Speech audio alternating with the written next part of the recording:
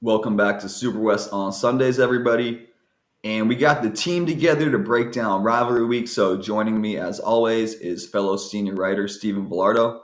I also got fellow senior writer and assistant editor in Dane Miller. And I'm Nick Bartlett, and I'm a senior writer as well. And the three of us make up SuperWest on Sundays.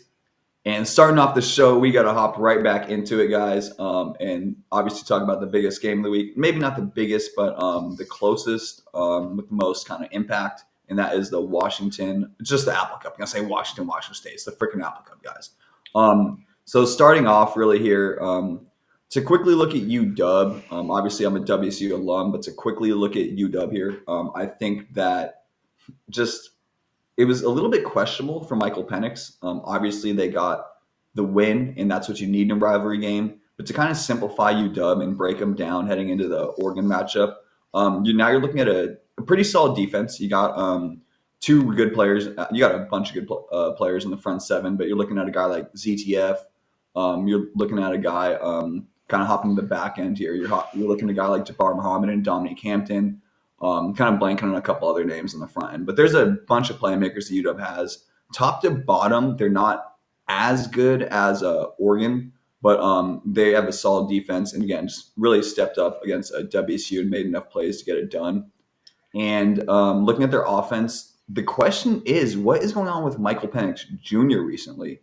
Sorry, one name in the front seven on defense I wanted to throw out there was Braylon Trice. That name was slipping me. He's an absolute beast at pass rusher. That was the name that slipped me there.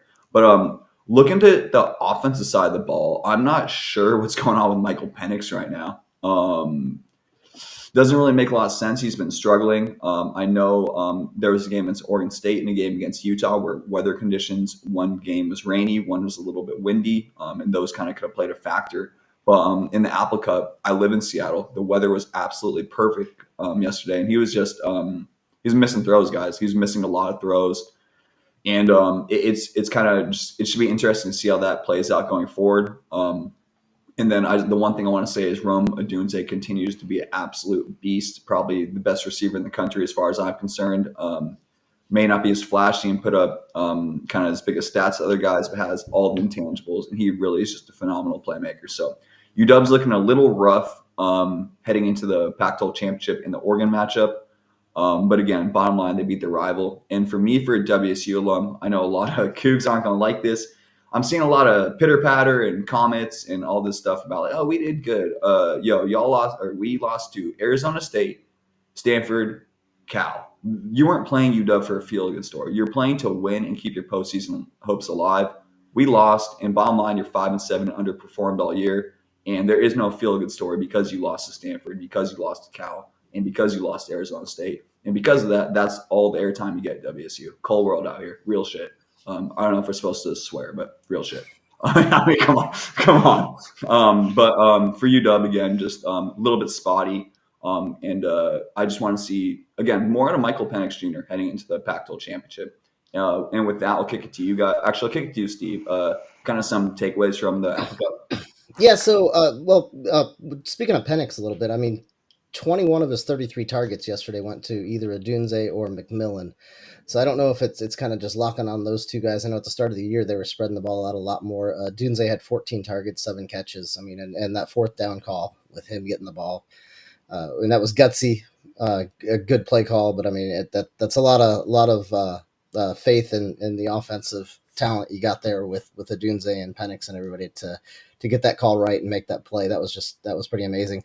But rivalry week, it's, I mean, a lot of things happen. I mean, you got, so in this one, when not just in the Pac-12 but all over the country this week. I mean, Georgia, Alabama, Florida State, all three of them struggled with their in-state arch rivals this week in tight games that against opponents that they quite honestly should have beaten handedly. I mean, in Florida State's case and in Georgia's case, I mean, Georgia Tech and Florida were both playing for bowl games, just like Washington State was. Auburn was ended up 6-6, so they already were bowl eligible against Alabama. But I mean, there were tight games at the top of the top 10 nationally that probably were closer just because they're the big in-state rival, and you never know what can happen in those kind of games. So not the best performance from Washington, But to come away with a win is really the most important thing there that they needed, and that keeps everything that they want going. And they passed the test against Washington State, and it's cliche, but a lot of those rival games you'd want to say throughout the records, and I think that's was kind of the case here, where Washington was clearly the much more talented and better team, but Washington State came to play and they had a lot to play for.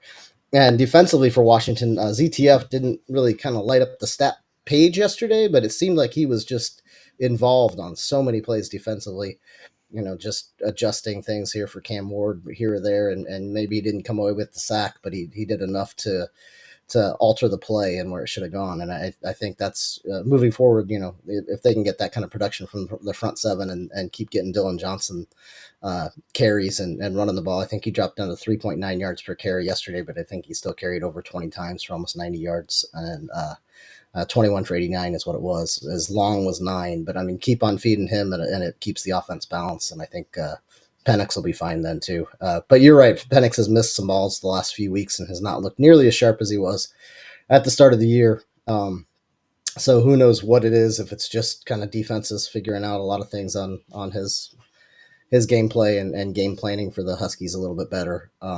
So it'll be a big test for them against Oregon, obviously, but and I not the best performance for the Huskies this week, but I'm not going to write too much of it off to anything, because it is a big rivalry game, and anything can happen in those. Definitely, and hearing you talk, I think brought some logic back to my Cougar mind. Kind of two points I want to kind of hit on before the Huskies enter the Pac-12 championship. One, I'm glad you brought up Dylan Johnson. His health is of utmost importance. You see that UW just lacks the physicality in the backfield without him. And kind of I was touching on at the top here. If you're looking at UW's defense, they really do have enough playmakers, as you touched on ZTF, but Carson Bruner, and they have again, it's spotty. It's a spotty. If you think like a Madden Ultimate Team, it's like you're building a team, and like half the guys are really good and half the guys are almost there, but definitely enough pieces to make plays against the Ducks. And wow, I didn't even plan that transition, guys. I'm gonna take that one. So hopping over the Beavers Ducks, just really a butt whooping. Dane, you kind of got some thoughts on that matchup? Well, I'm just looking at moving forward here, Oregon against Washington in the Pac-12 Championship game. I think Bo Nix is playing, better probably than anybody in the country. The offense is rolling, the defense is rolling. They absolutely crushed Oregon State.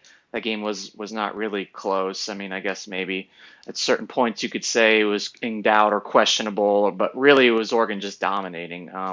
And so I think there's a reason that Oregon's favored in the Pac-12 Championship game by like 9. Like the initial line came out today, and you just look at the way Washington has been playing the last few weeks. It's not just one game or two games here and there that they're struggling to beat teams that they should beat by more. It's a pattern at this point. It's been happening for the last like 4, 5, 6 games. And the opposite is true with Oregon. They're just crushing people. They dominated Utah. They dominated Oregon State. And now they're going into the Pac-12 Championship game as like a 9-point favorite. So I'm just wondering about if Oregon wins and beats Washington in Las Vegas, does Oregon have enough to get into that final spot in the playoff, especially in this scenario where Florida State wins and is undefeated? And how are you going to keep a team like Florida State that's undefeated and a champion of the ACC out over Oregon? And it's just I don't know what's going to happen. So I think they have to win convincingly against Washington. I think they have the capability to do so because they've been playing better than probably anybody in the country the last 5 or 6 games.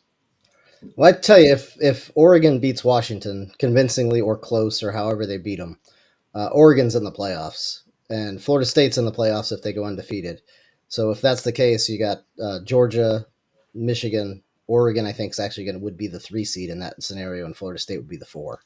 Would be my take. I don't think you're leaving any of them out. Where it could get dicey is if Alabama beats Georgia, then you might have a little dicey situation. But I think essentially this Washington-Oregon game is a de facto playoff game, much like Michigan-Ohio State was last week. I think the winner of the Pac-12 championships in, winner of the big, obviously if Michigan can score 3 points and beat Iowa, I think they're in.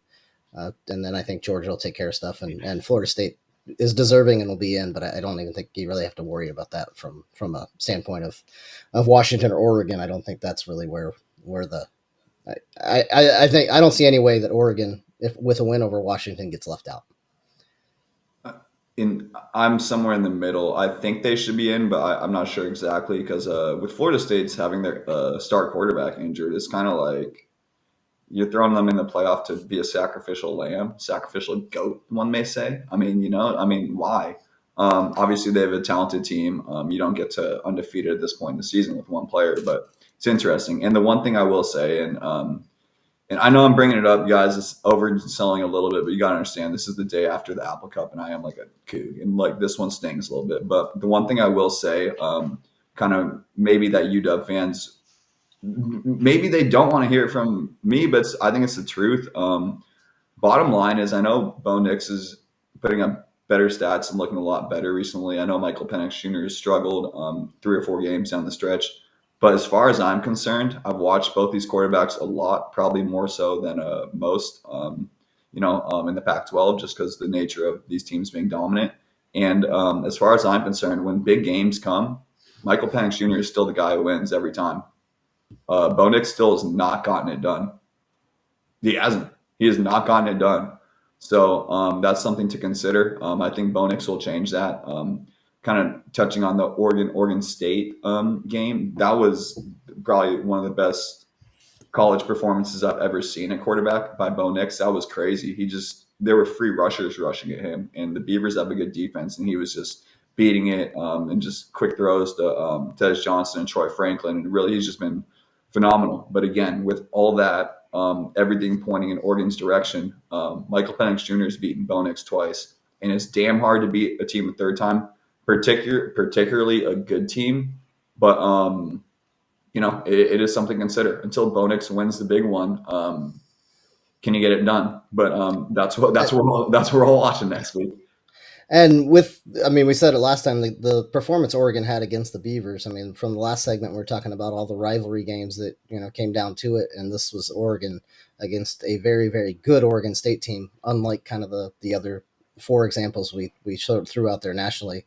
Oregon State was the much better arch rival than any of those other top teams played, and Oregon just flat out destroyed them. I mean, I think Oregon looks like a team that can really do it. And just to kind of go back to your point with, I know we don't want to get into national stuff too much, but looking at it from the other side of things, throwing Florida State in there kind of as a sacrificial with Jordan Travis out of the lineup, getting that number 1 seed is huge as well, which kind of right now I think you kind of think it's Georgia, but let's look at it as, let's say Washington has a huge win in Vegas and just, beats up on the Ducks. They do enough to kind of jump into that 1 seed, and then that's a much bigger deal of playing, Florida State, for example, or whoever might be the 4 seed, as opposed to playing, Michigan in the 2-3 game, for example. So.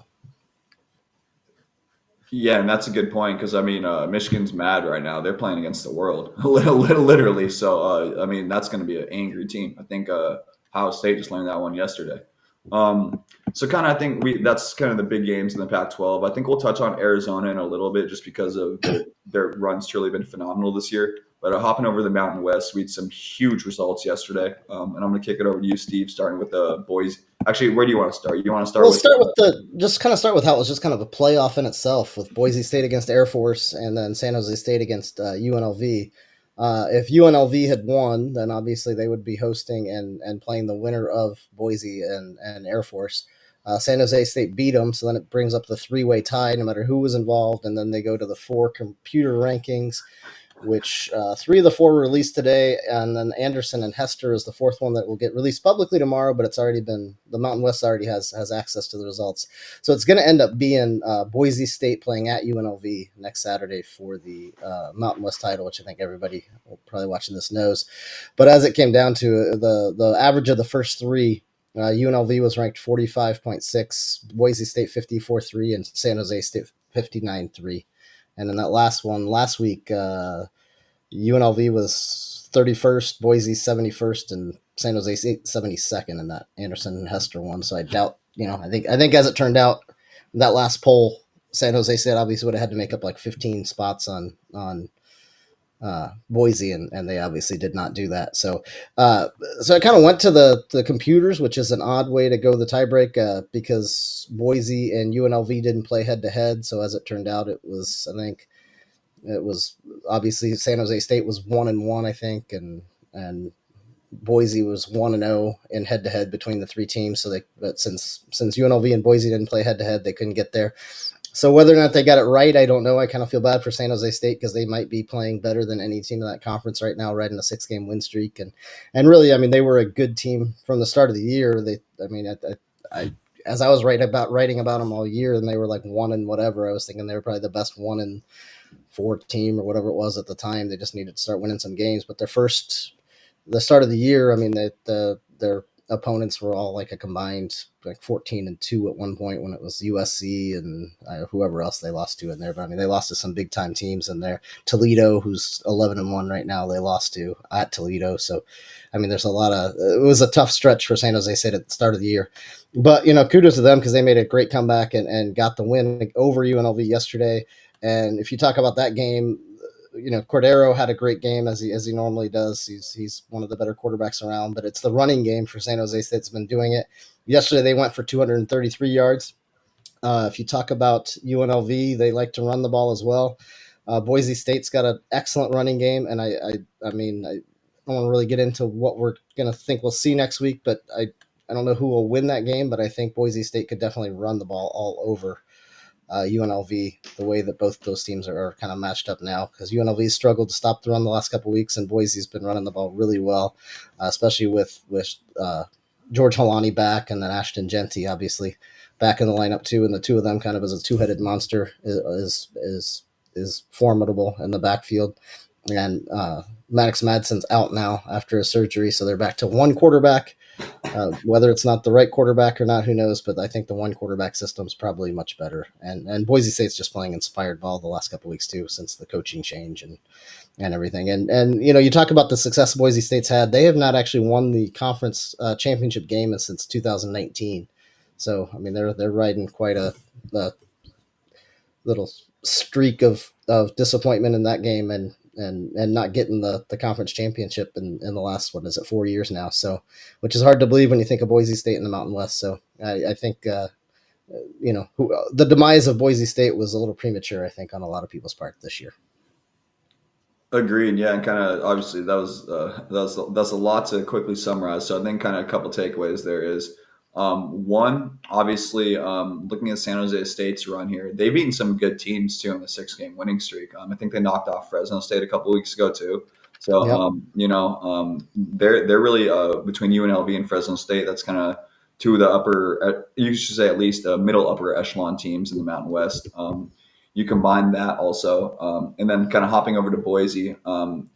Yeah, I think bottom line is now you're giving a competitive championship team a chance to win a championship versus UNLV, a team who hasn't had a winning season since 1998? Am I making that up?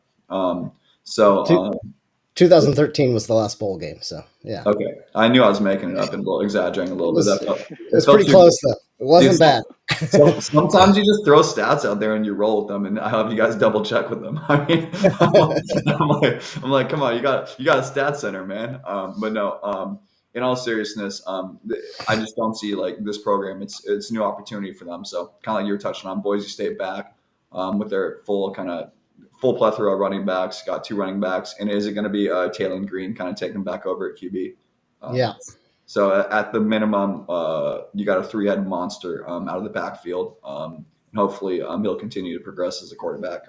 He's a young man, so that'll probably come with time. And I think, I think that's about all I can summarize there. You touched on about 5 minutes of stuff, so let's kick it over to our last. Actually, is there any other final thoughts? Because this has been a big, really unique year in the Mountain West, whether it's San Diego State losing everything versus Air Force has kind of fall off the last couple of weeks. Do you have kind of any kind of final thoughts before heading to championship weekend? Yeah, so not to discount UNLV too, because I mean they're an extremely good team. They can run the ball, and they got Ricky White on the outside, and Jordan Mave has been great as a freshman quarterback. So I mean, I think it could be a very close game with Boise State, and I think Ricky White offers a lot of talent and on the outside that they can throw to. Obviously, one of the better wide receivers around.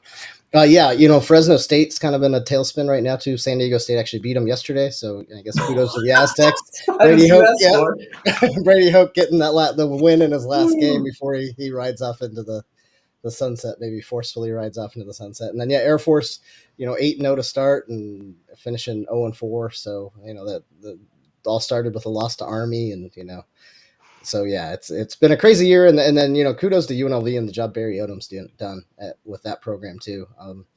I think probably National Coach of the Year potentially, along with Drinkowitz at Missouri. Kind of those would be the top two. I think nationally you got to look at those guys. But, it's been an entertaining and interesting year. Hawaii knocking off some teams, preventing Colorado State from going bowling yesterday. Hawaii's looking at, 3 wins in the last 4 games now. So Timmy Chang's building a little momentum for next year. New Mexico had one of their better years in a long time, and now they're parting ways with Danny Gonzalez today as well. So a lot of coaching changes going on there, but it'll be interesting to see. But it was a good year in the Mountain West for sure. A lot of excitement and good to kind of have some upsets on there this year too. Yeah, and let's please move forward now, because the more I obviously, I'm not gonna say obviously, I definitely turned off the TV after the Apple Cup yesterday and went to my mom's house, and she made me a really nice dinner, consolation dinner. But in all seriousness, the more you talk about the Mountain West, the more I realize how many games I got wrong yesterday. I didn't know Hawaii won either. I didn't realize Braden Shager decided to play. But bottom line, I'll kick it down to you, Dane, now. And the last thing, I think people may feel that we talked about Arizona a little too much on this show. I think they're killing it, man. I think they're a really complete team, and I think whether it's the Pac-12, the Big 12, you got a real damn good team. Kind of looking forward. So I'll kick it to you, Dane. I know you're a little got to see that game yesterday. So kind of your thoughts on the Territorial Cup. Well, I mean, I just think that Arizona was able to move the ball at will through the air. Noah Fafita set a Arizona program record for single most passing yards in a single game with 527 and 5 touchdowns. I think McMillan had something over 200 yards, and Jacob Cowing had over 150. And I mean, a lot of them were on third downs, like third down and long. Arizona would just line up in shotgun and throw it to one of those 2 receivers and get the first down over and over and over again. There are a couple blown coverages. McMillan had a 50-yard touchdown catch. So I don't know. I mean, I thought that Arizona State's defense was its strong point, and Brian Ward got that contract extension. But it's sort of fallen apart the last 2 weeks. Pass defense in particular. I think Bo Nix had, 6 touchdowns at halftime 2 weeks ago, and I think Fafita had over 300 yards passing at halftime. I think it was 38-7. At one point the game was 52-7, so it was a complete blowout, and really shows, I guess, where Arizona State's at right now.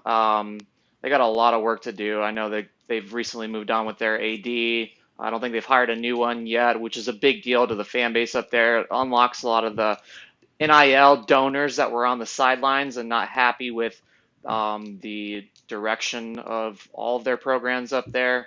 And so they're going to be on the right foot moving forward. But wow, I mean, that's a massive defeat in, the biggest game in the state. And so Arizona State hasn't won the Territorial Cup since 2021. It's been a couple years now that Arizona's got it. And, the Wildcats have a ton of momentum going into the Big 12. Looks like the Alamo Bowl is on the docket for the Cats. So see who they're matched up there. But, it's just a blowout victory, and really, solid performance for Fafita, setting records at Arizona. Yeah, and I can't speak. I'm the one reason I might prefer the NFL, and obviously I watch a lot more college, but I think sometimes gimmicky systems work in college. And the way Jed Fish has built this program, it's just the right way. At least I feel. You got a solid quarterback, maybe got a little lucky, maybe just smart recruiting with the Delora injury. But bottom line, you got him now. No one exactly knew that Tom Brady was going to come and replace Drew Bledsoe. You know what I mean? So. But then now you're looking at a team with 2 good running backs, Coleman and Wiley. You have a really talented offensive line, and you have a dominant receiver in McMillan. So the offense is just complete. That's a complete offense at any level of football. Defensively, I don't know the Cats like you do, but I know statistically they have a pretty solid scoring defense. So they're clearly doing enough on that end of the ball, and that's just impressive considering they won like one game 3 or 4 years ago. And to turn over that side of the ball, particularly in just a Pac-12 loaded with offensive talent this year, shows how quickly the team is rebuilt. So, like you're mentioning, let's see what happens here in the Alamo, or likely the Alamo Bowl and in the Big 12 going forward. So hopping here for our kind of players of the week, teams of the week. I'll start here with the offense player of the week. I didn't pull up the stats because they're probably good as always, and no one's going to care anyways because all that matters is whether he beats the Huskies next week. But it's got to be Bo Nix. Just watching Oregon State send free rushers at him, and he would roll out and complete a little pass. He was playing NFL quarterback at the college level. It was really fun to watch. I love watching good football. One thing about me is just good football, and Bo Nix just dominated that game from start to finish. You could almost say he dominated. You guys think I should take a cheap joke or no? Your guys' call. Should I go for it? Do it. All right. Bo Nix played so well that he sent Jonathan Smith to Michigan State. His name is- All right. But in all seriousness, Bo Nix took over that game. Obviously, it's a team sport. The defense helped out and held down the Beavers, but Bo Nix was the man. He was the GOAT. He was the lamb. I'm making up words now, and he dominated. But bottom line, none of this matters until really how he performs next week against the Dogs. Hopping over to defensive player of the week, I think we got Andrew Simpson in Boise State. I'll let you touch on him, Steve. Yeah, he just made a lot of plays for the Broncos against Air Force. He had 3 tackles for loss. He had a sack, forced a fumble in there. So it was just really productive for a Boise State defense that got things done against Air Force. So kudos to them in a big game. Definitely my kicker of the week, special teams player of the week. He's that guy for the Huskies, Grady Gross. Missed like a 42 or 43 yarder earlier in the game, but knocked down the game winner. And can we please move on to the next person now? Dane, you got your freshman. No brainer there. This should say something. I wrote him in. I got our offense player of the week, defense player of the week, special teams. I wrote him in as our freshman of the year. But do you want to talk about our freshman of the week in Noah Fafita? Yeah, sure. I mean, he's just running the offense the way that it needs to be run. I think he has a little bit of a propensity to look for McMillan a little bit too often. Like if McMillan is open and it's a harder pass and he's got like the tight end McLaughlin wide open, he's going to force it to McMillan. So he's got a little bit of things to work on here and there, like checkdowns that he could probably hit more often. But him and McMillan went to high school together. They're friends, and so they got a really good connection going on there. They're both going to be juniors academically next season, so they'll be back for at least one more year here in Tucson. And yeah, he threw a pick on the goal line, so not the perfect game, but 5 touchdowns, 527 passing yards, setting an Arizona record. That's a redshirt freshman doing that. So we'll see, how he develops, which is key. Jed Fish is really big on making the players better.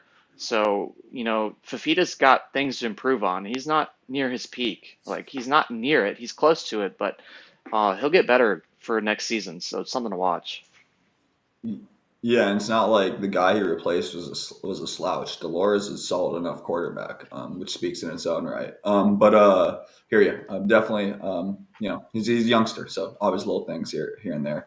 But we never actually planned this out, and I'm not sure why. Team of the week, or not team of the week. You want to take that away, Steve or Dane? I got it. My team of the week, absolutely California. Like, they went into UCLA needing a victory. Last Pac-12 regular season game on ESPN, late at night, 33-7. So that's not just like a little victory. Like that's a really good win on the road to get bowl eligible. Really sets up the transition to the ACC. Fernando Mendoza has taken over that program and just completely changed it. Like, they were in the dumps. It was looking like a 3-win year was possible, 4 maybe. And the way that he rallies the team, the leadership, I don't know if he's even like the greatest quarterback, but he is a leader and they rally around him. And when you have a player like that, it makes everybody better because everybody tries harder because they know they have a guy who can get the ball and win them the game. And so he just elevates the program, and he's absolutely changed the perspective. He might have even saved Justin Wilcox's job.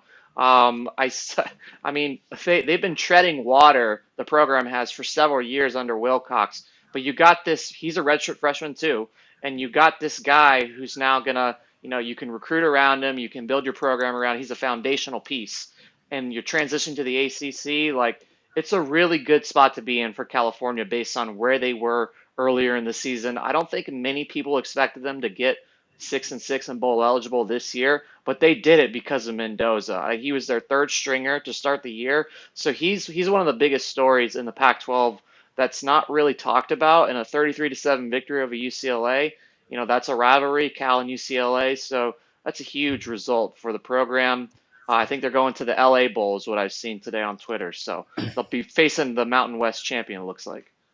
And for a program like Cal, not just the stepping stone in the building, but just getting those extra practices. I think it's 21 extra practices that you get with as a bowl team. 21 official press, whatever the number is. But that's huge for a team like Cal that's young and got things to develop. So those extra 3 weeks of practice will be gigantic. Definitely. No, you while you're there, you got a team of the week or not team of the week, Steve? Either I think Cal sums it up right there. I think that's pretty good right there. I mean, I guess Fresno State might be my not team of the week to just keep on faltering and following the San Diego State, who I was so low on. I got one. Let me say my not team of the week, and it's it's Oregon State. So let's talk about what's happened. So Jonathan Smith has left, and now you got a program that's, Uigalele is probably leaving. I think he's a senior, and he might have one more year of eligibility, but it seems like he's gone.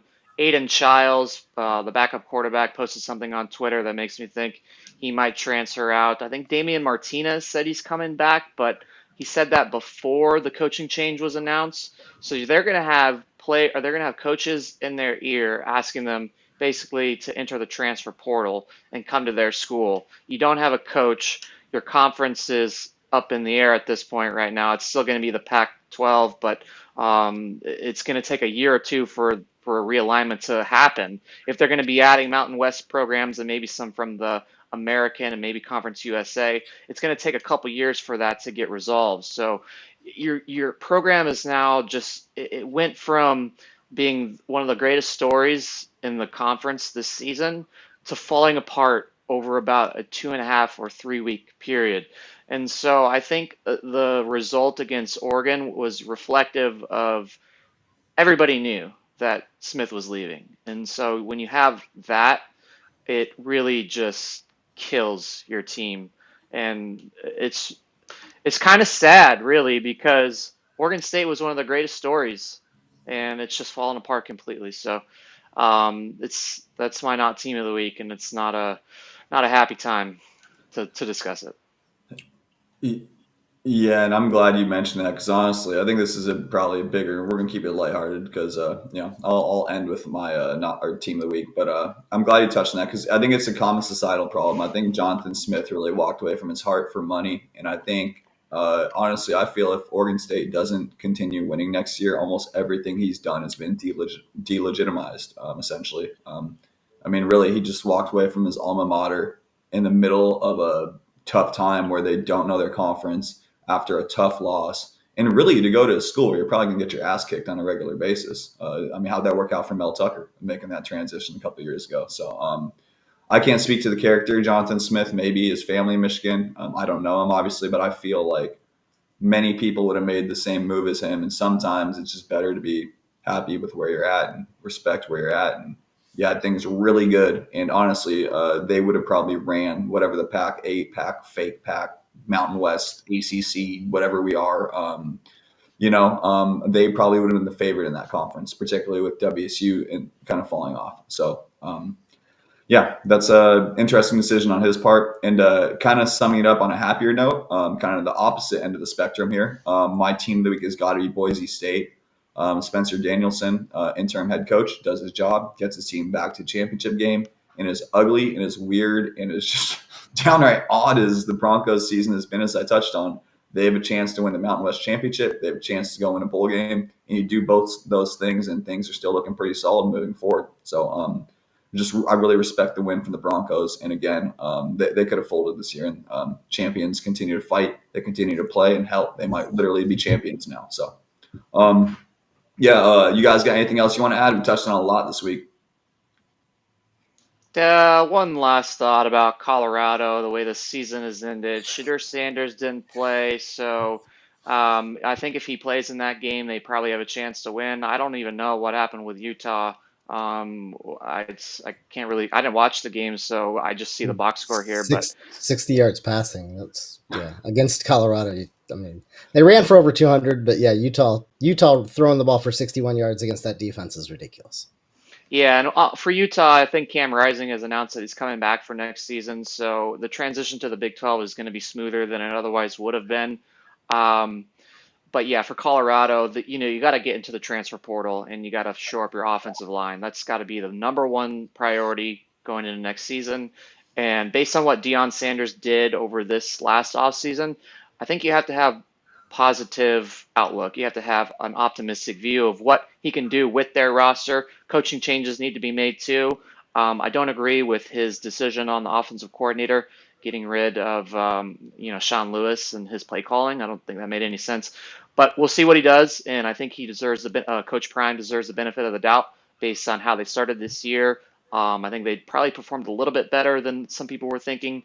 I think 3 wins was what Vegas was saying, and they got to 4, and probably should have had more with the Stanford debacle that happened. Probably should have had 5, maybe even 6 wins, but it is what it is. And I think for Colorado, you got to have a little bit of cautious optimism and not so overblown projections like some people had for them this season, but cautiously optimistic for Colorado. On that note, I think that's probably a good way to take us out. So for Steve, for Dane, this is Nick, and this has been Super West on Sundays. And everybody get ready for championship week. Deuces.